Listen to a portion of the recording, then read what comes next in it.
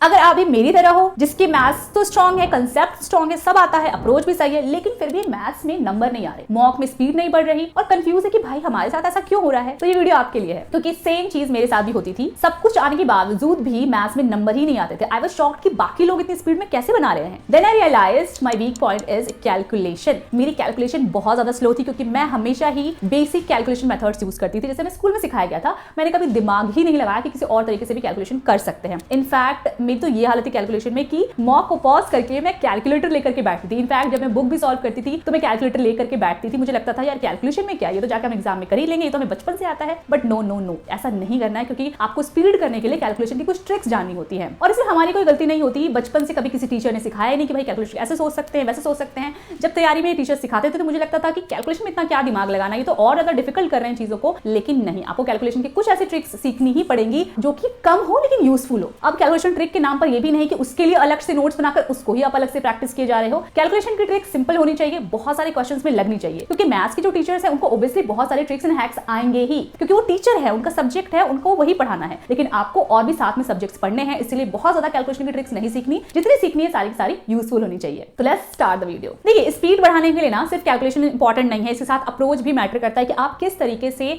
Question को solve करें। I hope आप एक्स मान करके क्वेश्चन को तो सॉल्व नहीं कर रहे होगे। शॉर्ट मेथड यूज करते हो तो भी आपको ये देखना है कि लेटेस्ट होना चाहिए और शॉर्टेस्ट मेथड होना चाहिए उस क्वेश्चन को करने का। इसके बाद आपको अप्रोक्सीमेशन, ऑप्शन एलिमिनेशन, इस तरह की चीजों को भी हमेशा क्वेश्चन में यूज करना है। इसके बाद आता है कैलकुलेशन। तो कैलकुलेशन स्पीड से ज्यादा होनी ही चाहिए। अगर आपको क्वेश्चन करना पड़ गया पूरा का पूरा तो कैलकुलेशन स्पीड ही है जो आपकी स्पीड बढ़ाएगा। तो इसीलिए कभी ये नहीं सोचना कि हमें क्वेश्चन को फुल ही सॉल्व करना पड़ेगा। जब टीचर्स आपको क्वेश्चन करवाते हैं तो वो हमेशा आपको अलग अलग मेथड्स बताएंगे। अगर क्वेश्चन ऑप्शन एलिमिनेशन से हो जा रहा है, जैसे कि यूनिट डिजिट मिल गया या दो लास्ट के डिजिट्स मिल गए, या फिर कुछ और देखकर आप ऑप्शन एलिमिनेट कर पा रहे हो तो उसको पहले करो, या आप अप्रोक्सीमेशन से कर पा रहे हो तो उसको पहले करो। ये सब चीजें कैसे होगी? तो प्रैक्टिस से ही होगी। ऐसा नहीं है कि आप पहली बार बुक लेकर के बैठेंगे और ये सारी चीजें कर लेंगे। जब भी टीचर आपको कोई चैप्टर पढ़ा रहे हैं तो वो ये सारी चीजें आपको जरूर बताते हैं। उस टाइम पर आप टीचर को ऑब्जर्व करो, कुछ लगता है लिखने लायक है तो नोट्स बनाओ, उसी मेथड को बहुत सारे क्वेश्चंस पे अप्लाई करो, तब जाकर के ये सारी चीजें ऑटोमेटिकली आपके दिमाग में आना शुरू होंगी, उससे पहले नहीं होंगी। लेकिन किसी क्वेश्चन में आपको लग रहा है कि नहीं भाई इसको तो पूरा सॉल्व ही करना पड़ेगा, तो ही आपको पूरा का पूरा सॉल्व करना है।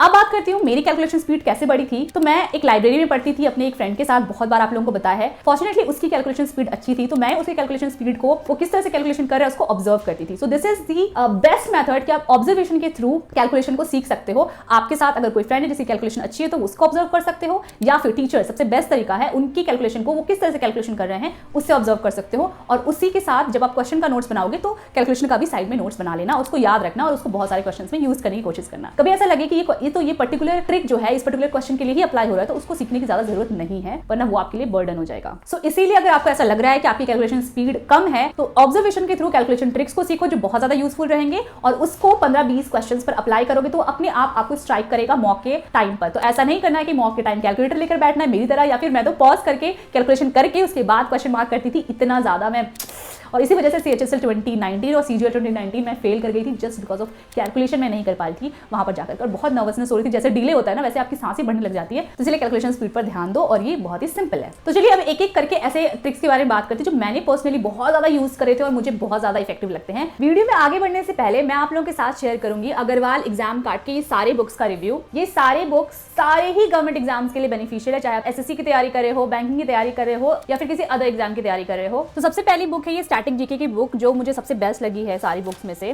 इसमें आप कंटेंट देख सकते हो, जितने भी इंपॉर्टेंट टॉपिक्स हैं अलग अलग एग्जाम से पूछे जाते हैं वो सबका दिया हुआ है। और इसमें ना बॉक्सेस बनाकर जितने इंपॉर्टेंट टॉपिक्स हैं वो सारे कवर किए गए हैं। जैसे यहाँ पर देख सकते हो आप रामसर साइट्स इन इंडिया और कौन से स्टेट्स में अवेलेबल है, इंडियन कॉन्स्टिट्यूशन में जो सबसे इंपॉर्टेंट आर्टिकल्स हैं क्या नाम है उसका, जो कॉन्स्टिट्यूशनल पोस्ट है उससे रिलेटेड कौन कौन से आर्टिकल्स हैं, सारी चीजें इसमें बॉक्सेस में एक्सप्लेन की गई हैं। सेम या स्कीम एंड कमिटीज के लिए, और बहुत सारे इसमें चैप्टर्स हैं, और कहीं कहीं आपको बहुत अच्छे से थ्योरी पार्ट भी मिल जाएगा जहाँ पे जरूरत है। अदरवाइज ज्यादा बुक्स में बॉक्सेस हैं ताकि आपको ज्यादा दिमाग लगाने की जरूरत ना पड़े। इसके बाद है रीजनिंग की बुक, इसमें शॉर्टकट सीक्रेट्स दिए गए हैं। इसमें कोई भी चैप्टर शुरू होने से पहले ना आपको जो शॉर्टकट तरीके से क्वेश्चन सॉल्व हो सकता है वो सब कुछ यहाँ थ्योरी पार्ट में बताया हुआ है। तो आप चाहो तो बुक से कर लो या फिर बेस्ट रहता है टीचर से कर लो आप। उसके बाद टाइप वाइज क्वेश्चन दिए गए हैं ताकि आप इजी से टफ क्वेश्चन की तरफ बढ़ो, और लास्ट में इसका आंसर की दिया हुआ है। इसके बाद हम आते हैं मैथ्स की बुक पे। तो मैथ्स की बुक में भी बहुत सारे चैप्टर्स हैं, इन्होंने कैलकुलेशन ट्रिक्स दिए हुए हैं। सबसे पहले तो इसको आप पढ़कर समझ करके यूज कर सकते हो अपने जो भी चैप्टर बनाओगे उसमें। उसके बाद इन्होंने जब भी चैप्टर शुरू किया तो उसका थ्योरी पार्ट दिया हुआ है, बट आई रिकमेंड कि आपको थ्योरी हमेशा टीचर से ही करनी चाहिए। लेकिन इसमें शॉर्टकट्स मेथड्स दिए गए हैं जो आप यहाँ से देख सकते हो। फॉर एग्जाम्पल यहाँ पर जैसे ये क्वेश्चन है, उसका यहाँ पर शॉर्टकट मेथड दिया है, कितने शॉर्ट में इसको बना दिया गया। सिमिलरली बहुत सारे क्वेश्चन में शॉर्टकट मेथड्स दिए गए जिसको आप यहाँ से यूज कर सकते हो। नेक्स्ट है ये इंग्लिश की बुक। इसमें सबसे अच्छी बात मुझे लगी कि इसमें भी ना लेवल वाइज क्वेश्चन दिए गए हैं। मैंने इंग्लिश की बुक में अभी तक लेवल वाइज क्वेश्चन कहीं पे भी नहीं देखा है। इसमें भी थ्योरी पार्ट बहुत अच्छे से दिया हुआ है and these are some question जो आप इस थ्योरी को पढ़ करके सॉल्व कर सकते हो and this is the answer की। सो मैंने आपको बुक्स दिखा दी ये सारी, जिसका लिंक आपको डिस्क्रिप्शन में मिल जाएगा। आप एक बार चेकआउट जरूर कर सकते हो इन सारी बुक्स को। तो सबसे पहला ट्रिक तो मैं बताऊंगी कि आपको टेबल 20 तक, क्यूब्स 20 तक और स्क्वायर्स 50 तक रटे हुए होने चाहिए। आपको सच बताऊं, मुझे टेबल 20 तक भी नहीं आते। मुझे लास्ट 11 तक का टेबल दिया था, 12 का भी टेबल नहीं आता और मैंने इस पर कभी तवज्जो ही नहीं दिया कि इसको याद करना चाहिए। लेकिन एक बार फेल होने के बाद मेरे दिमाग में आ गया कि भाई अगर तुमको मैथ्स में नंबर लेकर के आने हैं, स्पीड में क्वेश्चन करना है, तो टेबल ऐसे याद होना चाहिए कि आप नींद में भी होना और कोई कहे कि 17 × 6 कितना होता है तो आपके मुंह से झटाक से निकलना चाहिए, इस तरह से। Same goes with cubes and squares. ऐसा नहीं कि सोच में पड़े हुए हो, कोई 48 का स्क्वायर पूछ दे तुरंत में आपको आना चाहिए। तो ये बेसिक चीज है जो आपको पता होनी चाहिए ताकि आपका टाइम वेस्ट ना हो बेसिक सी चीजों को करने में। नेक्स्ट इज, आपको जो प्रॉब्लम आती होगी मोस्टली मल्टीप्लिकेशन एंड डिवीजन में ही आती होगी, तो यहाँ पर मैं आपको छोटी मोटी कुछ ट्रिक्स बताती हूँ। सबसे पहला है स्प्लिट मल्टीप्लिकेशन मेथड। जैसे कि 361 × 26 है, तो इसमें जो छोटा वाला नंबर होगा ना, इसको आपको दो नंबर्स में डिवाइड करना होगा। एक बड़ा नंबर जिसके साथ 0 लगा हो और एक छोटा नंबर जिसके साथ आप स्पीडली कैलकुलेशन कर पाओ।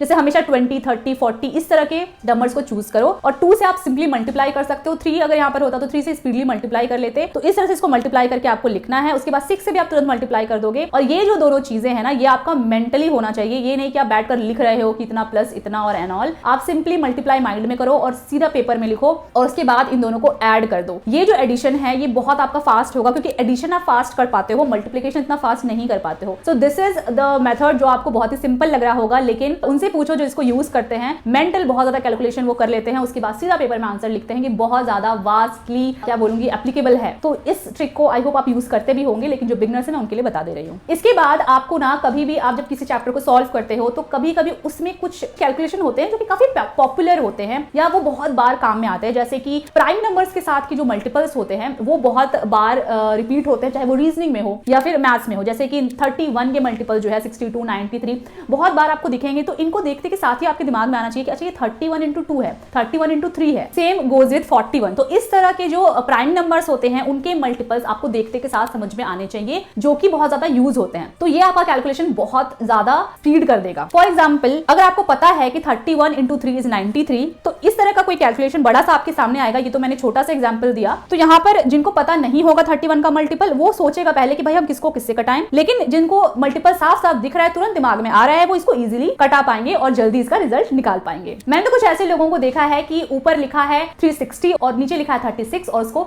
6 से कटा रहे हैं। मतलब वो तो एक अलग लेवल हो गया। मैंने अपनी लाइब्रेरी में ऐसे भी लोग देखे थे तो इस तरह से कैलकुलेशन करते हैं, तो वो तो अलग लेवल हो गया। लेकिन आपको जल्दी जल्दी अगर मल्टीप्लिकेशन या कटाना वटाना है ऊपर नीचे, तो फिर मल्टीपल्स अगर आप याद रखोगे ना, जो बेसिक मल्टीपल्स है जो बहुत बार यूज होते हैं, तो आपका बहुत ज्यादा फायदा होगा। नेक्स्ट है, कुछ लोग क्या करते हैं, जैसे मान लो 42 की वैल्यू जो है वो 96 × 24 है, तो वो साफ फिर उसके बाद लिखेंगे पेपर पर कि 1 की वैल्यू इतनी है, उसके बाद 10 की वैल्यू कितनी है, इतना कुछ उनको लिखना पड़ता है। देखिए भैया, ऐसे जो मेथड्स है ना बहुत बार रिपीट करते हैं और बहुत बार आते हैं एग्जाम में। तो इसमें क्या करना है, आपने क्वेश्चन पढ़ा और आपको लग रहा है कि इस तरह का कुछ बनने वाला है इसमें, तो आपका 1 का वैल्यू जो है इतना तक मेंटली होना चाहिए। इसमें आपको कुछ भी पेपर में नहीं लिखना, सीधा जिसकी वैल्यू पूछी है उसमें जो कैलकुलेशन होगा वही पेपर में लिखना है आपको, ना कि एक एक स्टेप करके बढ़ना है। अब आपको लग रहा है कि तो बहुत छोटी सी बात है, हम क्यों बता रहे हैं, बहुत सारे बच्चे हैं ये सारी गलतियां करते हैं और फंसे रहते हैं। इसके बाद है आपको ना कुछ इंपॉर्टेंट ट्रिक्स आनी चाहिए कैलकुलेशन को करने की, जैसे कि 11 का मल्टीपल को कैसे चेक करते हैं, ये आपको आना चाहिए। बहुत ज्यादा यूज होता है, आप ऑप्शन एलिमिनेट कर पाओगे इससे, आप मेंसुरेशन में बहुत बार यूज कर पाओगे इसको, तो बहुत ज्यादा इसका एप्लीकेबिलिटी है। सिमिलरली 3 का मल्टीपल आप सीधा चेक कर पाओगे, अच्छा जोड़ करके 3 से कट रहा है अगर, तो फिर 3 का मल्टीपल है, तो आप इससे इजीली ऑप्शन एलिमिनेट करवा पाओगे, जहां आपको लग रहा है कि जो आंसर है वो 3 का मल्टीपल ही होना चाहिए। वैसे ही 2 का मल्टीपल तो आप तुरंत ही बता पाओगे। या फिर जैसे 35 का स्क्वायर निकालने के लिए बोला जाए, तो आपको पता होना चाहिए कि 5 का स्क्वायर वाले के लास्ट में जो होता है 25 ही होता है। ये बहुत ही बेसिक चीजें मत बहुतों को नहीं आती हैं। तो इस तरह की जो बेसिक कैलकुलेशन होते हैं ना, वो आपको आने ही आने चाहिए, वरना बहुत सारे लोगों से पीछे रह जाओगे। मैं उनके लिए बता रही हूँ जिनको ये आइडिया ही नहीं कि इस तरह के कुछ ट्रिक्स होते हैं। अभी आपको कैसे पता लगेगा, तो मैंने सेम आपको स्टार्टिंग में ही बताया कि टीचर्स जो कैलकुलेशन ट्रिक्स यूज कर रहे हैं, बहुत सारे क्वेश्चंस में जो अप्लाई हो रहा है, वहां से आपको इस तरह के कैलकुलेशन ट्रिक्स ऑब्जर्व करके सीखना है और एक जगह इकट्ठा लिख लो अगर हो सके तो, ताकि आप बहुत सारे क्वेश्चंस पर अप्लाई कर सको उसको। इसके बाद 22 का मल्टीपल जो होता है, ये सब चेक करने में 11 का मल्टीपल काम आता है, या 22 के कुछ मल्टीपल्स आपको याद भी रहने चाहिए, जैसे कि 484 हो गया,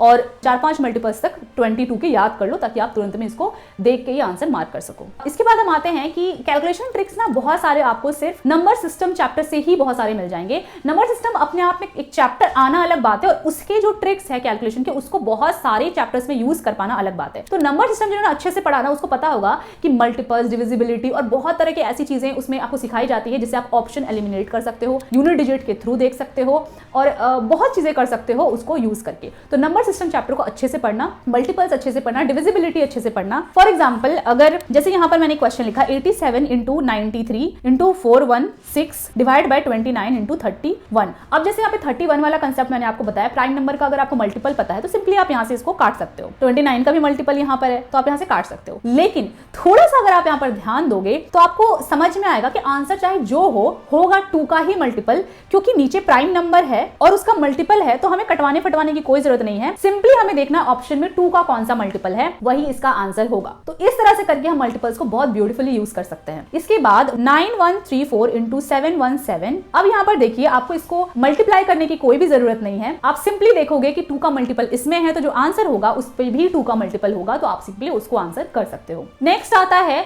यूनिट डिजिट को यूज करने, एक तरह का यूनिट डिजिट भी था। यूनिट डिजिट को यूज करके भी आप बहुत सारे क्वेश्चंस बहुत ही इजीली सॉल्व कर सकते हो, सिर्फ और सिर्फ यूनिट डिजिट ही चेक करके। जैसे कि मैंने अभी ये वाला क्वेश्चन का बताया, वो सेम यूनिट डिजिट का ही मेथड है जिसे आप चेक कर सकते हो। लेकिन अगर यूनिट डिजिट में 2 ऐसे ऑप्शन है जिसमें 2 का मल्टीपल है, तो आप सेकंड वाला जो नंबर है वो भी चेक कर सकते हो। वो आपको कैसे चेक करना है, इस तरह से सिंपली आप जैसे मल्टीप्लाई करते हो वैसे आपको लिख लेना है। उसके बाद इन दोनों को मल्टीप्लाई करके यहाँ पर आएगा और इन दोनों को मल्टीप्लाई करके यहाँ पर आएगा। सेकंड वाली लाइन में आप इन दोनों को मल्टीप्लाई करके लिखोगे और आपको आगे कुछ भी लिखने की जरूरत नहीं है, आप सिंपली ऐड कर दो, उसके बाद आपको सेकंड वाला नंबर मिल जाएगा। तो यहाँ से आप उसको आंसर कर देना। So these are very basic rules, very very basic tricks. लेकिन कभी कभी ऐसा होता है कि हमारा ध्यान ही नहीं जाता कि अच्छा हम ऐसे भी कर सकते हैं, जैसे मेरा नहीं जा रहा था। लेकिन ऐसा नहीं है कि इन क्वेश्चंस को आप बहुत ज्यादा एप्लीकेबिलिटी, इसलिए मैं कह रही हूँ ये सारे ट्रिक्स जो है वो शुरू करो अप्लाई करना। इसके बाद नंबर आता है अप्रोक्सीमेशन का। मैंने पहले बताया अप्रोक्सीमेशन से क्वेश्चन काफी ज्यादा स्पीड बनते हैं, क्योंकि कभी कभी ऐसा होता है कि ऑप्शन ऐसा दिया होता है जो कि उसका आंसर हो ही नहीं सकता। फॉर एग्जाम्पल सीपी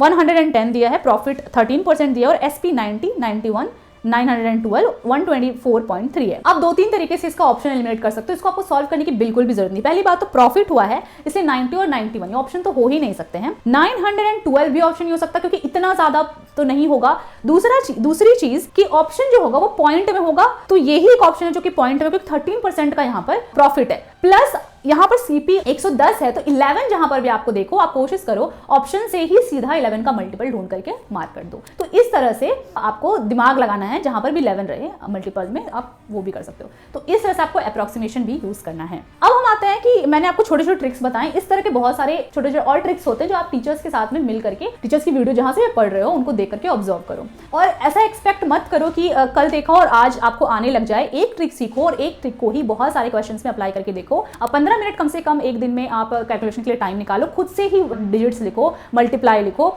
और या फिर कोई क्वेश्चन लो और सारे के सारे जो ट्रिक्स मैंने आपको बताए हैं वो लगा करके देखो। अप्रोक्सीमेशन से हो रहा है कि नहीं, यूनिट डिजिट से हो रहा है कि नहीं, मल्टीप्लिकेशन से हो रहा है कि नहीं, तो ये सारी चीजें आप लगा करके देखो, तो आपका दिमाग ना खुलेगा कि अच्छा हम यहाँ पे ये भी कर सकते हैं, यहाँ पर ये भी कर सकते हैं। तो क्वेश्चन को बेसिक तरीके से बनाने से बेटर है कि अगर इस तरह के चीजों में आप एक्सपर्ट हो जाओगे ना, जो कि आप हो जाओगे थोड़ा प्रैक्टिस करने से, तो काफी ज्यादा आप टाइम सेव कर पाओगे। इनफैक्ट बुक लगा रहे हो, अगर आप बिगिन भी कर रहे हो ना, तो एक क्वेश्चन को आप सिंपली जो आपका बेसिक मेथड है उससे कर लो, उसके बाद उसमें सारे के सारे मेथड्स लगा करके देखो कि किससे हो रहा है। आई नो बहुत टाइम लगेगा इसमें, लेकिन अगर एक बार इस तरह से करना सीख जाओगे ना, तो आप काफी ज्यादा स्पीड कर ले जाओगे। और इसमें आपको प्रैक्टिस करना ही पड़ेगा, कैलकुलेशन का कोई अल्टरनेटिव नहीं है। अगर आपको कैलकुलेशन स्पीड करनी है, थोड़ी प्रैक्टिस तो लगेगी। स्टार्टिंग में आपको लग सकता है कि यार क्यों ही इतना दिमाग लगाना, हम तो बेसिक से ही कर लेंगे। बिलीव मी, बहुत पीछे रह जाओगे। कंसेप्ट अच्छी होने के बावजूद भी नंबर नहीं आएंगे, मॉक में नंबर नहीं आएंगे, एग्जाम में जाकर काफी नर्वस हो जाओगे, क्योंकि जब बेसिक कैलकुलेशन करते हैं तो बहुत सारे स्टेप्स होते हैं, उसमें एक जगह फंस रहे हो ना, तो बार बार आंसर गलत आएगा और वहां पर आप कंफ्यूज हो जाओगे। इसीलिए ये सारे मेथड सीखने बहुत ज्यादा जरूरी हैं,